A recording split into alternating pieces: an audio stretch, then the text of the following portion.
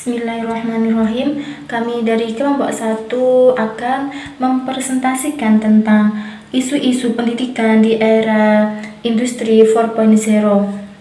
Nah, untuk pembahasan yang pertama tentang revolusi industri 4.0. Revolusi industri 4.0 adalah suatu transformasi komprehensif dari seluruh aspek produksi melalui penggabungan teknologi, digital, dan internet dengan industri konvensional. Kemudian industri ini berasal dari adanya sebuah proyek yang dilakukan oleh pemerintah Jerman yang bertujuan untuk mempromosikan komputerisasi manufaktur. Kemudian sekilas tentang negara Jerman. Jerman adalah sebuah negara yang pertama kali membuat mind map yaitu tentang implementasi komputer digital dan disrupsi. Kemudian apa saja ciri-ciri era disrupsi? Nah, ciri-ciri era disrupsi salah satunya itu adalah adanya perubahan masif, kemudian cepat, dan pola yang sulit ditebak. Ya, terima kasih. Di sini saya akan melanjutkan pembahasan yang kedua, yaitu isu-isu pendidikan dalam dunia industri 4.0. Dalam dunia saat ini, pemerintah tengah melaksanakan langkah-langkah strategis yang ditetapkan berdasarkan peta jalan Making Indonesia 4.0. Salah satu visi penyusun Making Indonesia 4.0 yaitu menjadikan Indonesia masuk dalam 10 besar negara yang memiliki perekonomian terkuat di dunia pada tahun 2030. Meningkatkan SDM. Peningkatan SDM merupakan salah satu bagian dari 10 prioritas dalam melaksanakan program Making Indonesia 4.0. Indonesia akan menyelaraskan kurikulum pendidikan nasional dengan kebutuhan industri di masa mendatang. Kemudian Indonesia akan bekerja sama dengan pelaku industri dan pemerintah asing untuk meningkatkan kualitas sekolah kejuruan sekaligus memperbaiki program mobilitas tenaga kerja global untuk memanfaatkan ketersediaan SDM dalam mempercepat transfer kemampuan.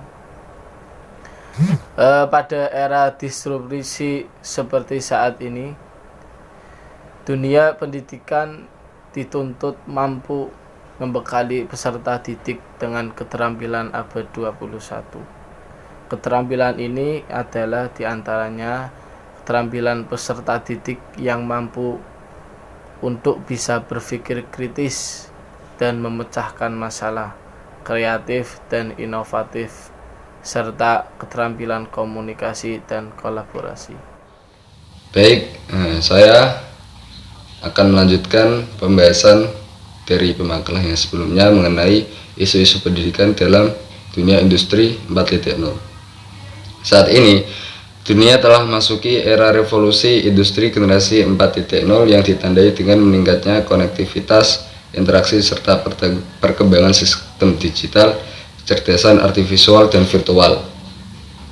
Perubahan era ini tidak dapat dihindari oleh siapapun, sehingga dibutuhkan penyiapan sumber daya manusia atau SDM yang memadai agar siap menyesuaikan dan mampu bersaing dalam skala global. Peningkatan kualitas SDM melalui jalur pendidikan, mulai dari pendidikan dasar dan menengah hingga perguruan tinggi adalah kunci untuk mampu mengikuti perkembangan revolusi industri 4.0. Keberhasilan suatu negara dalam menghadapi revolusi industri 4.0 turut ditentukan oleh kualitas dari pendidik seperti guru. Para guru dituntut menguasai keahlian, kemampuan beradaptasi dengan teknologi baru dan tantangan global. Untuk menghadapi era revolusi industri 4.0 diperlukan pendidikan yang dapat membentuk generasi kreatif, inovatif, serta kompetitif. Hal tersebut dapat dicapai salah satunya dengan cara mengoptimalisasi penggunaan teknologi sebagai alat bantu pendidikan yang diharapkan mampu menghasilkan output yang dapat mengikuti atau mengubah zaman menjadi lebih baik. Selanjutnya, sebagaimana dikutip oleh Aziz Hussein, ada 5 tren atau kecenderungan terkait dengan pendidikan 4.0, yakni sebagai berikut. Yang pertama, belajar pada waktu dan tempat yang berbeda. Siswa akan memiliki lebih banyak kesempatan untuk belajar pada waktu dan tempat yang berbeda. E-learning memfasilitasi kesempatan untuk pembelajaran jarak jauh dan mandiri. Yang kedua, yaitu pembelajaran individual. Siswa akan belajar dengan peralatan belajar yang adaptif dengan kemampuannya. Yang ketiga, yaitu siswa memiliki pilihan dalam menentukan bagaimana mereka belajar. Yang keempat, yaitu pengalaman lapangan. Dengan kemajuan teknologi memungkinkan pembelajaran domain tertentu secara efektif, sehingga memberi lebih banyak ruang untuk memperoleh keterampilan yang melibatkan pengetahuan siswa dan interaksi tatap muka. Dengan demikian, pengalaman lapangan akan diperdalam melalui kursus atau latihan-latihan. Yang terakhir, yaitu mentoring, pendampingan atau pemberian bimbingan kepada peserta didik menjadi sangat penting untuk membangun kemandirian belajar siswa. Pendampingan menjadi dasar bagi keberhasilan siswa, sehingga menuntut guru untuk menjadi fasilitator yang akan membimbing siswa menjalani proses belajar mereka. Sekian dari saya. Selanjutnya akan dilanjutkan oleh pemakalah yang selanjutnya. Baik, untuk yang terakhir yaitu ada bagaimana cara menghadapi era revolusi industri 4.0. Baik, dalam menghadapi era revolusi industri 4.0 khususnya di dalam bidang pendidikan, motivasi saja tidak cukup dalam mewujudkan cita-cita Making Indonesia. Harus ada wujud konkret tindakan usaha keras untuk pemerintah Indonesia dan kita semua dalam menyongsong digitalisasi. Tantangan pasti akan dihadapi dalam setiap pergantian, transisi, inovasi, dan teknologi. Mau nggak mau, kita harus siap dalam menghadapi era revolusi industri 4.0 ini. Jikalau tidak, maka kita akan tenggelam oleh era disrupsi ini. Kan sekarang Presiden Joko Widodo meluncurkan gerakan Making Indonesia 4.0 yang mana komitmen pemerintah memasuki era revolusi industri 4.0 ini. Memang benar adanya bahwasanya dunia pendidikan khususnya di Indonesia perlu mempersiapkan diri untuk memasuki revolusi 4.0 dengan melakukan beberapa perubahan dalam memaparkan metode pembelajaran di sekolah. Nah, yang pertama, yang fundamental adalah merubah sifat atau pola pikir peserta didik. Kemudian yang kedua, bisa atau mampu mengasah, mengembangkan bakat minat anak. Untuk yang ketiga, lembaga pendidikan harus mampu mengubah model belajar disesuaikan dengan kebutuhan siswa. Nah, menurut Mendikbud Muhadjir Effendi, bidang pendidikan perlu merevisi kurikulum dan menambahkan 5 kompetensi peserta didik dalam mematuhi era revolusi 4.0 ini. Untuk yang pertama yaitu ada memiliki kemampuan berpikir kritis, kemudian yang kedua memiliki kreativitas dan kemampuan yang inovatif, kemudian yang ketiga ada memiliki kemampuan dan keterampilan berkomunikasi, kemudian yang keempat itu ada bisa bekerja sama dan berkolaborasi, dan yang terakhir ada memiliki kepercayaan diri. Sekian dan terima kasih. Nah, pembahasan yang selanjutnya yaitu mengenai bagaimana cara menghadapi pendidikan di era 4.0. Nah, dalam dunia pendidikan, kita sebagai calon seorang guru atau sebagai guru, dengan adanya pendidikan di era industri 4.0, ada beberapa hal yang perlu dihadapi. Nah, diantaranya yaitu yang pertama, bersahabat dengan teknologi.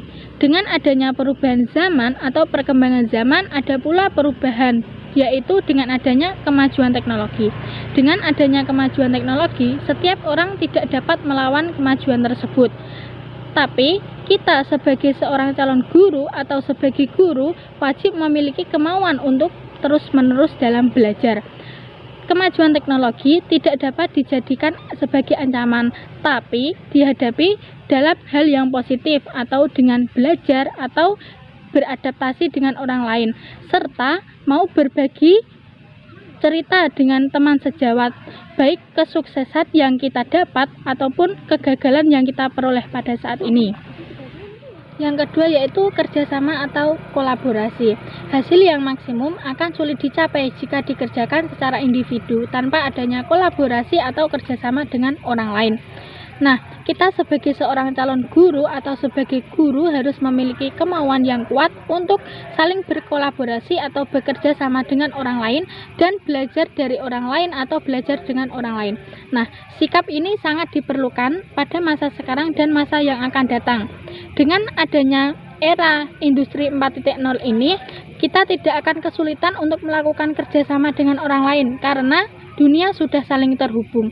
Nah, maka dari itu kita diperlukan untuk saling bekerja sama atau berkolaborasi dengan yang lain. Yang ketiga yaitu kreatif dan mengambil resiko. Kreativitas merupakan salah satu skill yang diperlukan. Kreativitas akan menghasilkan struktur, pendekatan, ataupun metode untuk menyelesaikan masalah. Nah, sebagai seorang guru, perlu memodelkan kreativitas ini dan berupaya lebih cerdas bagaimana kreativitas ini diintegrasikan ke dalam tugas-tugas kesehariannya. Sebagai seorang pendidik, tidak perlu terlalu takut salah, namun selalu siap untuk menghadapi resiko yang muncul. Kesalahan adalah awal dari belajar dan tidak perlu menjadi faktor penghambat untuk terus maju. Kesalahan adalah untuk diperbaiki. Yang keempat yaitu memiliki selera humor yang baik. Guru yang humoris biasanya guru yang paling sering diingat oleh muridnya. Tertawa dan humor dapat menjadi skill penting untuk membantu dalam membangun hubungan dan relaksasi dalam kehidupan. Nah, humor ini akan mengurangi rasa stres dan rasa frustasi. Yang kelima yaitu mengajar secara utuh atau holistik. Dalam berbagai teori belajar dan pembelajaran, kita mengenal pembelajaran individual dan pembelajaran kelompok. Tapi, akhir-akhir ini, gaya belajar dan pembelajaran yang bersifat individu semakin meningkat.